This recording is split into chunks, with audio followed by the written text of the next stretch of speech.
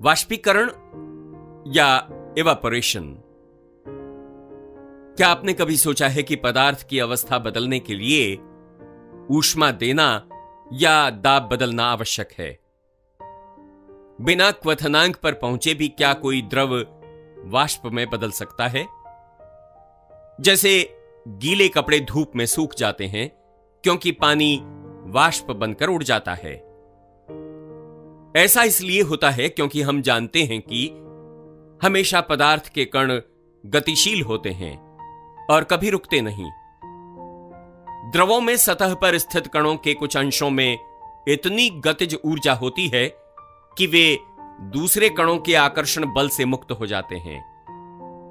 क्वथनांक यानी boiling point से कम तापमान पर द्रव के वाष्प में परिवर्तित होने की इस प्रक्रिया को वाष्पीकरण कहते हैं।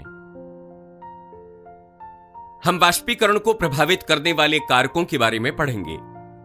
किस प्रकार वाष्पीकरण की दर बढ़ती है और घटती है। सतह क्षेत्र बढ़ने पर वाष्पीकरण की दर भी बढ़ जाती है। जैसे कपड़े सुखाने के लिए हम उन्हें फैला देते हैं। तापमान बढ़ने पर कणों को पर्याप्त गतिज ऊर्जा मिलती है जिससे वे वाष्पीकृत हो जाते हैं। वायु में विद्यमान जल वाष्प की मात्रा को आर्द्रता कहते हैं।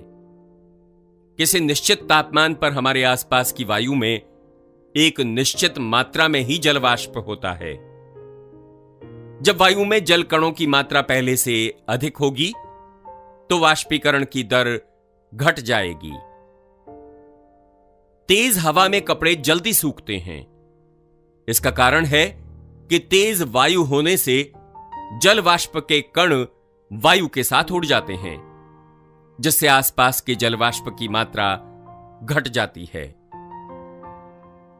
वाष्पीकरण के कारण हमारे दैनिक जीवन में और भी क्रियाएं प्रभावित होती हैं। जैसे वाष्पीकरण के कारण शीतलता होती है। क्यों? आइए जानें। कण अपने आसपास से ऊर्जा अवशोषित कर लेते हैं जिससे शीतलता हो जाती है। इसी को हम एक उदाहरण द्वारा समझेंगे।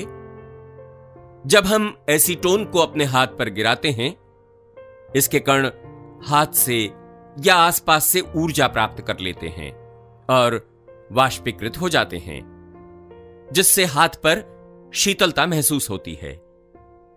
इस प्रकार हम देखते हैं कि वाष्पीकरण भी पदार्थ का एक गुण है।